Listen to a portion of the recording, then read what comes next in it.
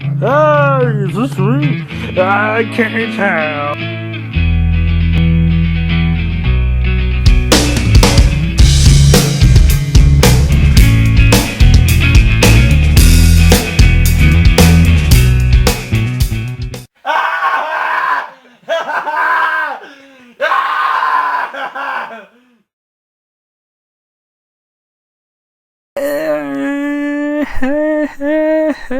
Hey.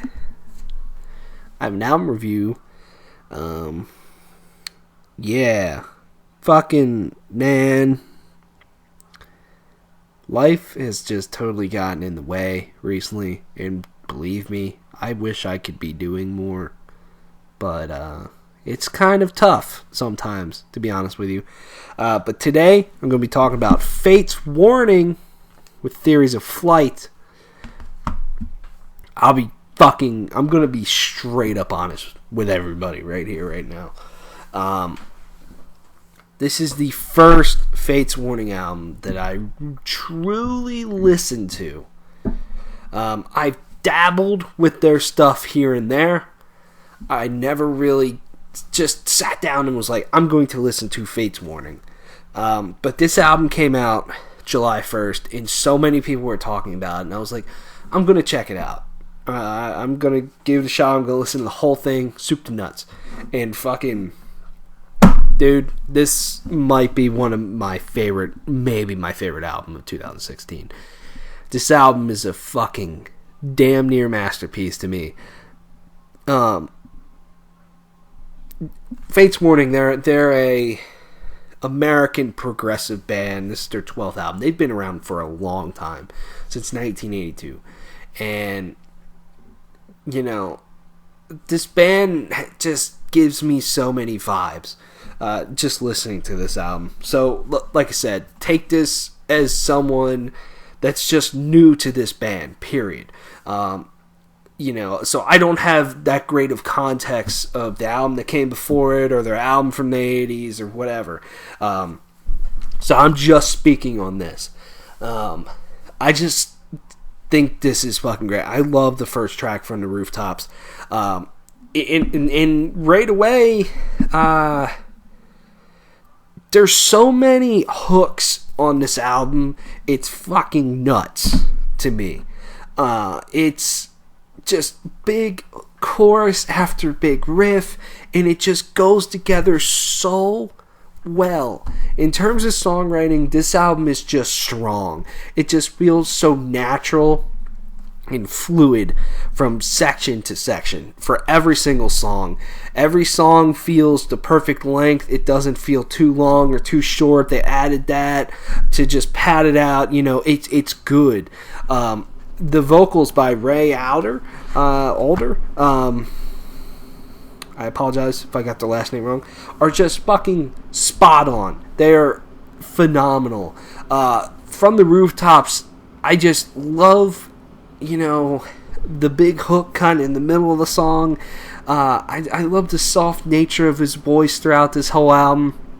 I love how much he just flows, and it's beautiful. Some of the biggest hooks to me are in the tracks 7 Stars. That chorus is fucking great. I love how, you know, very straightforward that song is. I love, you know, it starts off with very simple chords, and then a great guitar lead comes over top of them in the beginning. And you know, it just sets you up for a great song and a more energetic song on the album. A more happier song. It just puts a smile on your face. I'll be honest with you, that was the first song I heard on this album, and I was like, this is fucking good. So yeah. Then SOS, the third track, probably has my favorite chorus on here. Well, second favorite. I love just the kind of emotion in the vocals during the chorus in this song. It's a great song. I kind of love the heaviness of this song as well. That's one thing about this album too, is there's just so much diversity between everything. Seriously, The guitars feel very diverse in terms of riffage and melodies and leads and solos. It's great. The vocals feel diverse in terms of range. The drums even feel diverse in terms of what they do, and I'm not a drummer, so drummers don't stand out to me when they do something super fucking unique and cool. You know, it doesn't stick out to me as much as it would an actual drummer, and like, oh, that's fucking sick that he did that. Guitars stand out to me, you know, but the drums stood out to me on this album. They're fucking spectacular, and to me, this band is a progressive band, but they're kind of a progressive band in disguise. You don't really notice that they're progressive because everything feels so fluid on here.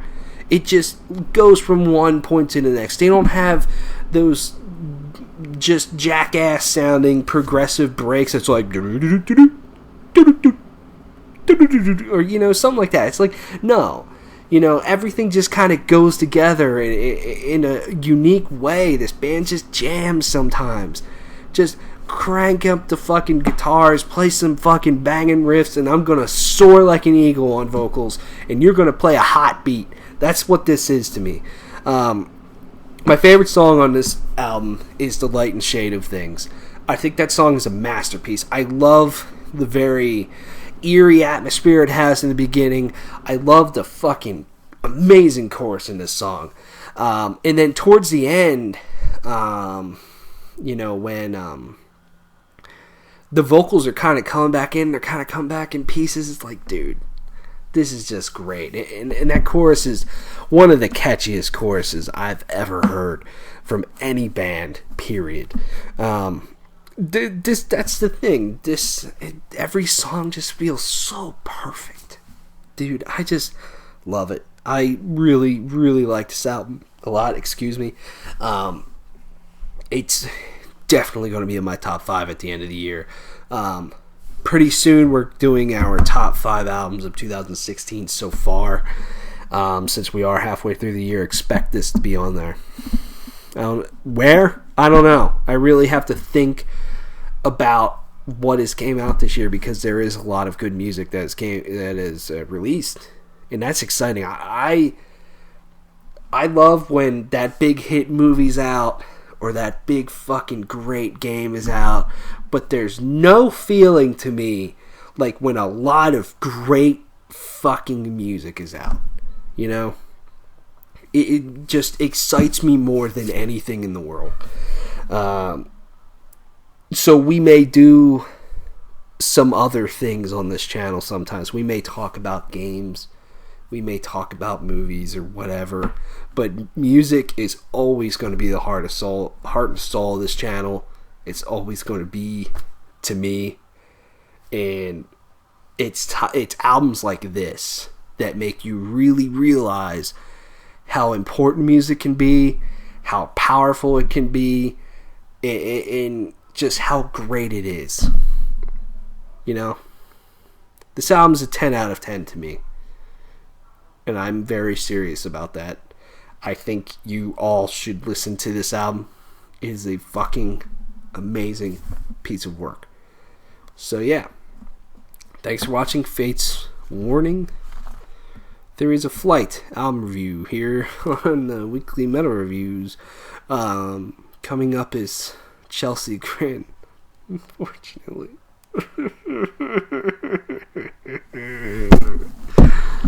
Oh, help me.